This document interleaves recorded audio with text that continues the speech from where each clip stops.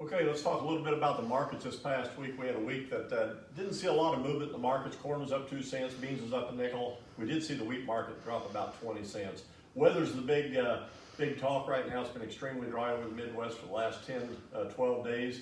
The western Corn Belt's extremely dry. We've seen the crop ratings go down in Colorado by 20% from the good to excellent. Nebraska was down sharply, Iowa was down, but we do see a big front moving into the Corn Belt this weekend, into next week, and if that thing materializes, we'll probably see a drop in the markets next week. So pretty flat market this week.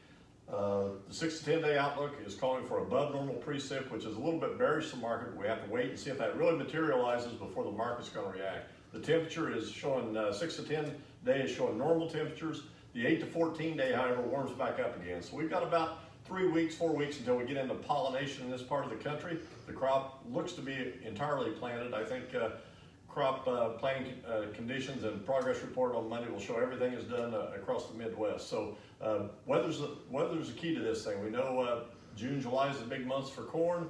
August will be the month for beans. So we got a ways to go in the beans.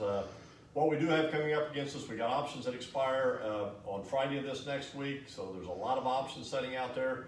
Once we get into the following week, Monday, Tuesday, we've got the long future will have to be reported on Monday. So everybody that's long futures will have to be out on Monday. And by the end of the month, all the basis contracts have to be rolled. So we got a tremendous amount of basis contracts, open storage, DP grain out there right now, probably the most that we've ever had this time of year. That being said, we also have the least amount of grain booked for new crop that we've probably ever had as far as TGM goes. So there's a lot of grain got to move in the next 60 to 90 days. I want to caution you that if the weather turns out to be good, this market could be in trouble. So we got to be real aggressive on marking this stuff on anything that happens here in the next week or 10 days. So beans set a new 6-week high today. The cattle and feed report come out tonight. It's bearish. We're calling cattle down $1 to $2 on Monday. So not a lot of real positive stuff out there. Once again, we'll be watching the weather, and that should dictate the direction of the market for the next week. Thanks.